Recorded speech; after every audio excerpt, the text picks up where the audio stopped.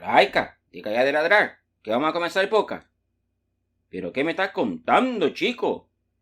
Fíjate que ayer estaba paseando a mi perra en el parque y de pronto veo a mi vecino Gonzalo que estaba sentado riéndose en una banca, fíjate, y a la par tenía un vaso con café y un pedazo de pan dulce. Y cuando me vio me dijo, ven Nachito, siéntate aquí un rato y divirtámonos. ¿Pero de qué te ríes tanto? Le dije. Mira, me dijo, ¿ves a aquel hombre que va allá con el zapato en la mano? Pues es que le va intentando arrancar una trampa de ratones, de esas que tienen pegamento, mira. Y me enseñó una caja entera de trampa para ratones. Es que ayer llegó el de control de plagas ahí en mi apartamento, me dijo, y dejó esta caja olvidada. Así que dije, me voy para el parque a divertirme. Y mira, la estoy poniendo ahí en el camino y la disimulo con unas hojas y cuando la gente pasa, pues se la lleva pegada en el zapato. Y no vea lo que batallan para despegarla, chicos. Y en eso pasó un muchacho en una de esas patinetas eléctricas. Y cuando pasó, pues la trampa se le pegó y claro, pues el pobre perdió el equilibrio y por poco se descalabra. Y el Gonzalo hacía esfuerzo para no carcajearse. Hombre, Gonzalo, le digo yo, por estar de gracioso, bien puede lastimar a alguien, le dije. Que no, me dijo. Además, ¿para qué andan con esa patineta aquí en el parque? Eso no está permitido. Y se levantó a poner otra trampa, fíjate, en el camino. Y en eso, pues un pajarito se acercó y orinó sobre el pan dulce. Y luego se subió a la orilla del vaso con café y defecó dentro de él. Y cuando regresó Gonzalo me dijo, mira, este pan dulce que venden en la tienda del Chema, pues está muy bueno. Y le dio una mordida. Mira, Gonzalo, le dije, tú no crees en eso del karma, ¿verdad? ¿Qué va? Me dice, esas son puras boberías, me dijo. Pero ¿cómo sabes que yo no creo en eso? Bueno, me lo ha dicho un pajarito, le dije yo. ¿Y cómo está el café? Le dije. Muy bueno, me dijo, y le dio un trago. Sí, le dije, ha de estar hasta vitaminado. Y mejor me fui para no ser cómplice de su gracia. Bueno, y a propósito, quiero comentarte, subí un artículo, que ya es viejito, fíjate, pero es muy interesante. Se publicó el 2 de enero del 2022 en BBC News Mundo, lo escribió Margarita Rodríguez y se titula ¿Qué dice el budismo y el hinduismo sobre el karma y la reencarnación? Fíjate qué interesante. Así que entrevistaron a dos personas entendidas, una en budismo y otra en hinduismo, para que explicaran las posiciones de estas religiones sobre estos temas. Bueno, para nosotros, en esta parte del mundo, pues la palabra karma no es del todo desconocida. La mayoría entendemos el karma como aquello que la vida te devuelve como resultado de tus acciones, o como decía mi tío abuelo, de esta vida nadie se va debiendo nada. Todo lo que hacemos lo terminamos pagando tarde o temprano. Pero ojo, no solo se trata de pagar, también hay cosas que cobramos, porque si no la contabilidad de la existencia, pues no estaría balanceada, chico. Bueno, para conocer la posición del budismo sobre este tema, del karma y la reencarnación, pues entrevistan al monje budista Bhikkhu Nandisena, quien forma parte del Instituto de Estudios Budistas Hispanos de México y que de entrada pues les dice que esos temas no son para nada fáciles. Fíjate lo que les dice al comenzar la entrevista. El Buda decía que hay ciertas cosas que son impensables y que si la gente trata de pensar mucho en ellas, nunca las va a poder resolver. Una de ellas es tratar de entender la ley del karma. Otra es especular acerca del origen del universo, si fue creado o no. Fíjate, de entrada pues ya comenzamos con dificultades. Fíjate que dice el artículo que el karma es un concepto que forma parte del descubrimiento de la realidad última que hizo Buda, una realidad que a diferencia de la realidad convencional es una realidad inefable, o sea que no se puede explicar con palabras, más bien la tienes que sentir o intuir con tus sentidos. Aclara la periodista que si ya de por sí los temas del karma y la reencarnación son difíciles de abordar, a eso hay que sumarle que el budismo y el hinduismo tiene varias escuelas y tradiciones, pero de todos modos pues hay que hacer la lucha, chicos, para entender estos conceptos tan interesantes según estas corrientes religiosas. Bueno, comienza el artículo indagando en el budismo, que surgió hace unos 2600 años con un príncipe llamado Siddhartha Gautama, que después pues todos conocerían como Buda. O sea que Buda no es un nombre, chicos, sino es un adjetivo que significa el despierto o el iluminado. Pero no vayas a tú a creer que es el despierto porque se desvelaba mucho, o iluminado porque andaba con una lámpara para arriba y para abajo. No, era el despierto porque tuvo un despertar de su conciencia, y era un iluminado porque ese despertar hizo que viera las cosas con claridad. Bueno, según estas religiones, han habido muchos iluminados a través de la historia, como Krishna y Jesucristo, y lo sigue habiendo actualmente. Pero dar con ellos, pues no es cosa fácil, a menos que realmente estés interesado en encontrarlo. Bueno, la cuestión fue que sobre el príncipe Siddhartha Gautama, fíjate que los profetas le dijeron al rey que su hijo estaba llamado a ser un gran líder espiritual. Y entonces, pues, el papá del pequeño Siddhartha lo mantuvo confinado en el interior del palacio, vestido con ropa muy fina y rodeado de lujo y atenciones, creyendo, pues, que esa era la manera de cuidar al que sería un gran líder espiritual. Pero ya ve pues que las cosas no son como parecen. Y un día el pequeño Siddhartha tuvo la oportunidad de salir del palacio. Parece que estaba en el patio jugando fútbol. Le pegó muy fuerte a la pelota pues y se fue al otro lado del muro. Y él, claro, pues se saltó el muro para traer la pelota. Y se topó con un mundo que no conocía. Vio a gente pidiendo limosna, gente enferma tirada en las calles, niños que andaban casi desnudos y descalzos, y personas muy pobres que sufrían, vamos, que era como cualquier barrio marginal de nuestros países. Entonces dijo Siddhartha, pero ¿por qué mi papito no quiere que vea este mundo? ¿Por qué no quiere que conozca el sufrimiento si parece que los que sufren son mucho más que los que tienen riqueza? Bueno, así que el niño se fue del palacio y se propuso descubrir cuál era la causa del sufrimiento de las personas. Dejó todo su lujo, solo se llevó la pelota, por cualquier cosa dijo, además me puede servir de almohada. Bueno, al final pues Buda despertó y al día de hoy pues son millones los que practican sus enseñanzas. Bueno, el monje de la entrevista, Nandi Sena, explica que según Buda hay tres puertas de acción: el cuerpo, el lenguaje y la mente. Y son con el cuerpo y el lenguaje con los que interactuamos con los demás y con los que podemos hacer tanto obras buenas que beneficien a los demás o obras malas pues que les hagan daño. Y la puerta de la mente pues es una puerta privada, pero es la puerta que lidera a las otras puertas, pues es como el portón principal. Y el monje Nandi Sena pues explica que la parte ética del budismo tiene que ver con lo que hacemos con las puertas públicas del cuerpo y del lenguaje. Y cada vez que generamos una acción con cualquiera de las tres puertas, entonces es cuando generamos el karma. Fíjate, hay que tener cuidado con estas puertas.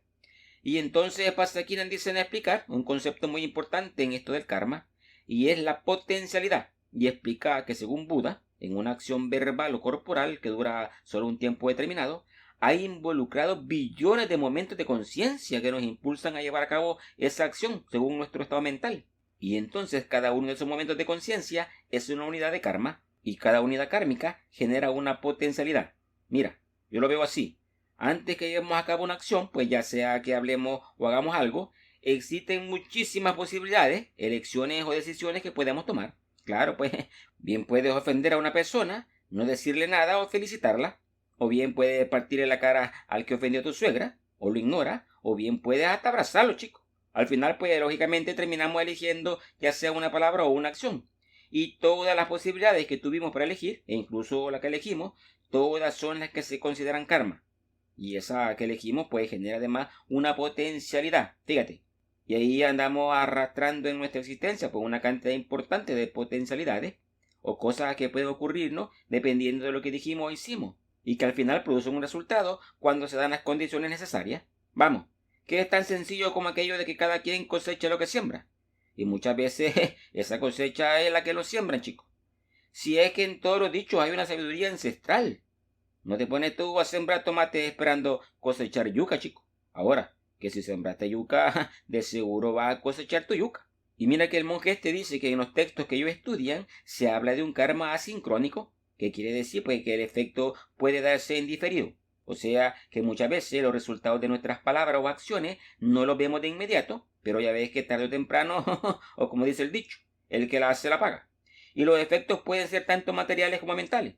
Así que si tú ves a alguien que solo hace maldades y aparentemente nada malo le pasa, bueno, a lo mejor el desgraciado pues anda con una gran carga mental que no soporta pero que nadie puede ver. Bueno, Nandi Sena pasa luego a explicar lo que para el budismo es la reconexión, para otros será la reencarnación.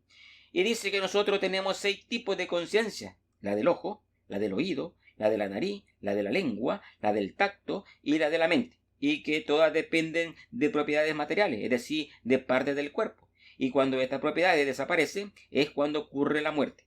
Pero dice que la conciencia mental tiene condiciones previas, que obviamente pues no son materiales. Y entonces sigue un proceso inmediatamente después de la muerte. Y este proceso está vinculado con el surgimiento de la vida, fíjate. Y pasa entonces a explicar una concepción del budismo que me parece de lo más interesante que yo he escuchado.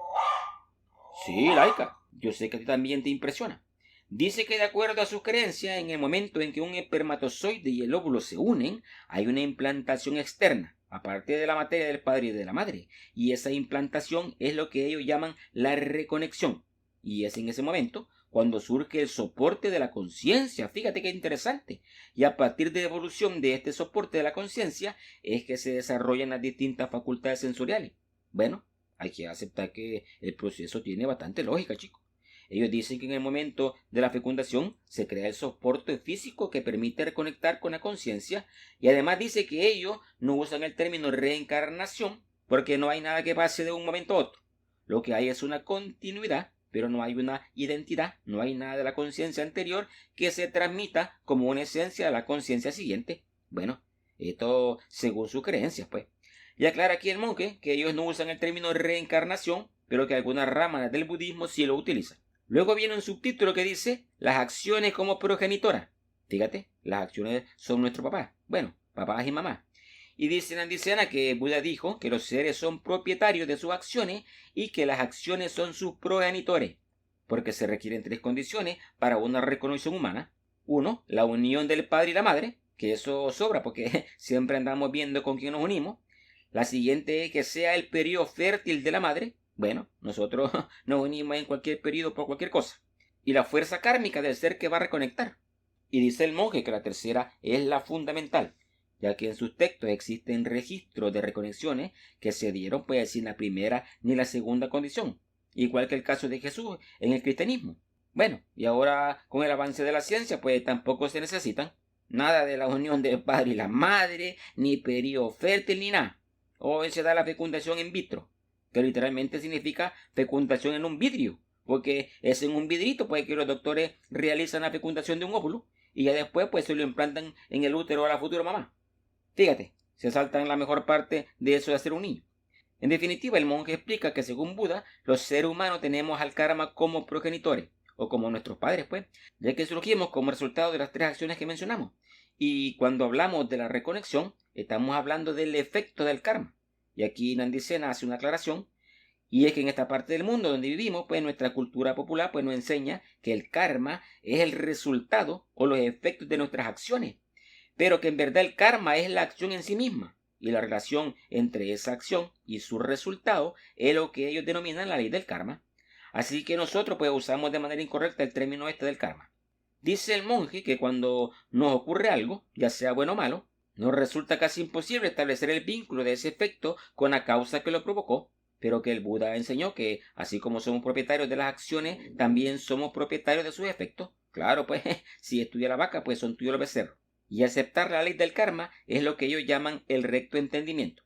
Bueno, solo para aclarar la parte de la enseñanza del budismo que tiene que ver con la reconexión, ellos no conciben la reencarnación como nosotros los occidentales entendemos el término, es decir, eso que cree en alguna persona, de que cuando morimos pues hay algo como el alma, que luego se transfiere a un nuevo ser que nace, y este nuevo ser viene con toda la experiencia y recuerdos acumulados de las vidas pasadas.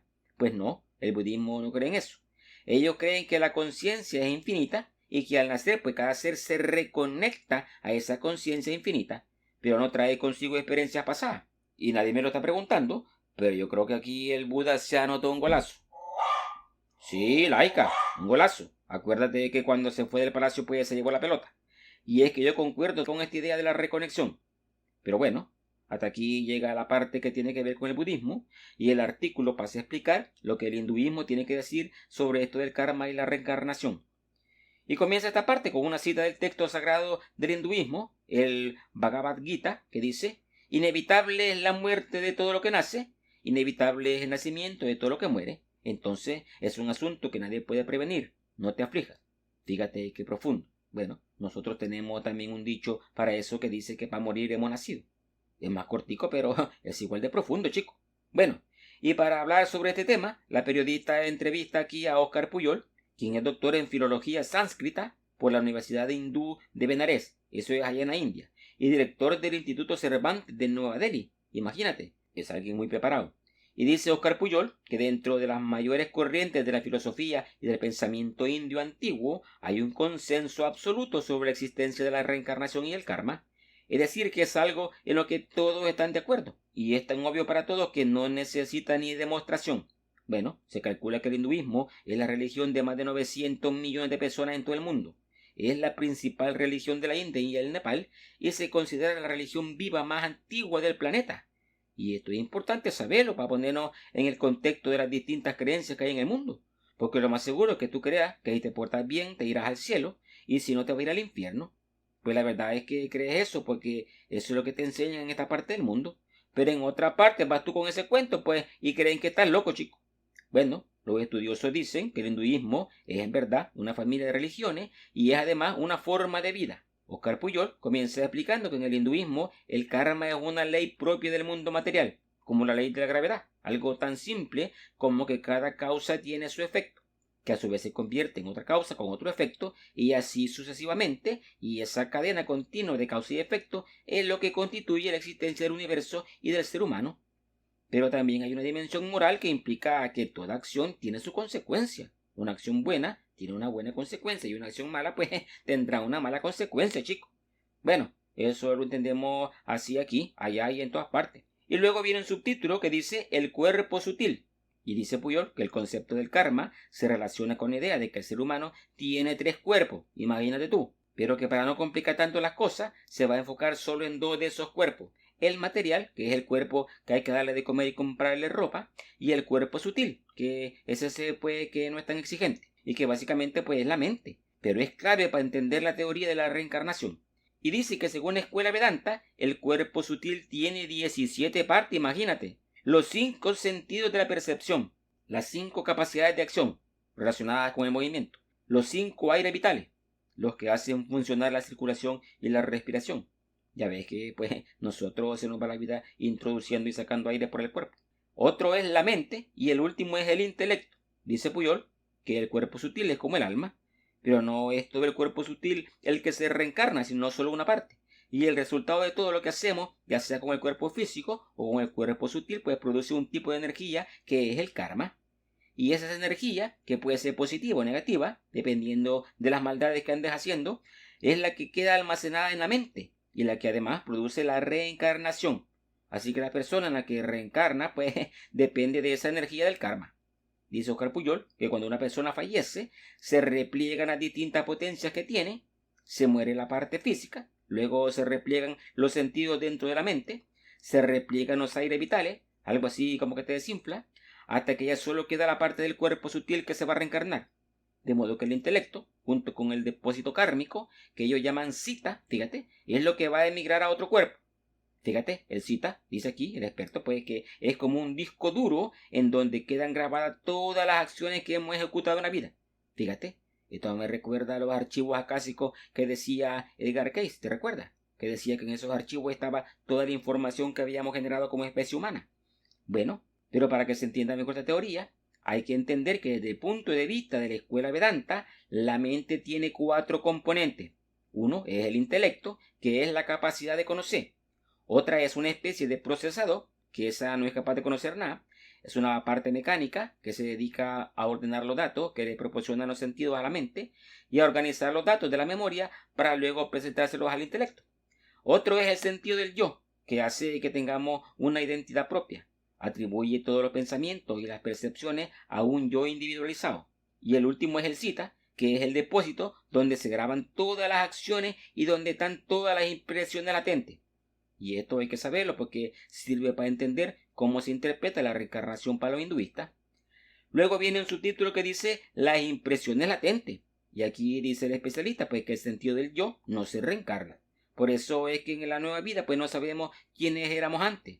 Ojo aquí, que aquí hay una diferencia con respecto a la reconexión de los budistas.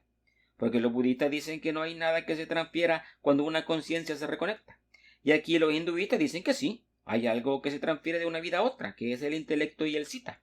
Lo que pasa es que no lo recordamos porque ni el sentido del yo ni el procesador de la información se reencarnan. Imagínate tú.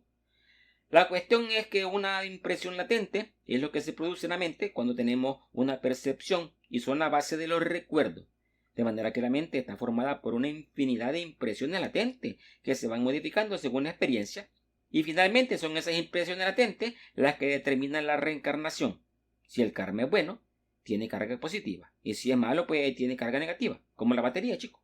Es algo así como que si tienes un karma positivo, te reencarnas en una persona que ya tendrá una predisposición a que le ocurran cosas buenas. Y si tienes un karma negativo, pues ya vienes averiado desde el principio. Pero fíjate, que dice este Oscar Pujol, que tanto el karma bueno como el karma malo deben ser rechazados y abandonados, porque ambos nos encadenan, imagínate. Y que la liberación ocurre mediante el karma yoga, que es el servir desinteresadamente a los demás. Pero entonces, ¿cuántas veces se reencarna, chico? Pues aquí el Puyolé te dice que el ciclo es infinito y que además te puedes reencarnar en cualquier ser, no necesariamente en humano. Bien en otra vida te toca ser un león o un águila, o bien una cucaracha o una garrapata, o peor aún, un político. Bueno, por eso es que en el hinduismo mucha de su literatura desde los tiempos antiguos trata de cómo liberarse del karma, o lo que los hinduistas llaman la ciencia de la liberación.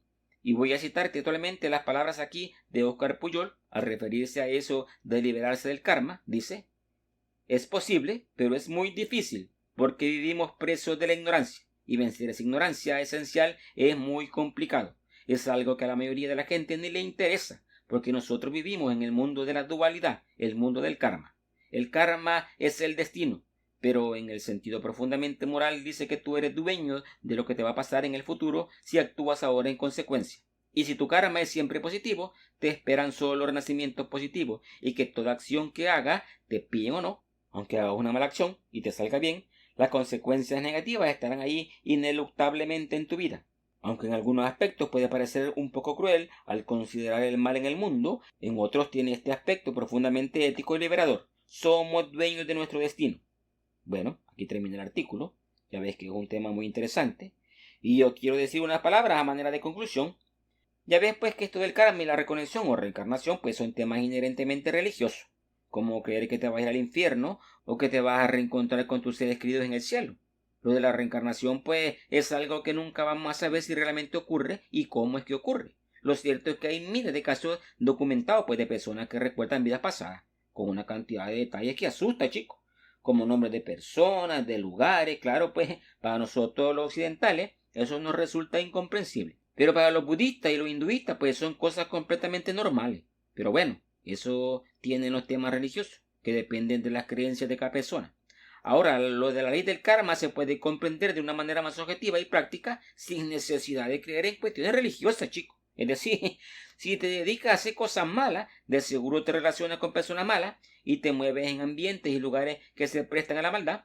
Pues por pura estadística simple, chicos, las probabilidades de que te pasen cosas malas son mayores a las probabilidades que tiene alguien que se dedica a hacer cosas buenas o que se dedique a no hacer nada, como la mayoría de haraganes que somos. Vamos, que si te agarró la policía, de seguro no fue por estar en misa, chicos. Así que aportarnos bien. Si no crees en el karma, está bien, pero las estadísticas y las probabilidades tampoco perdonan.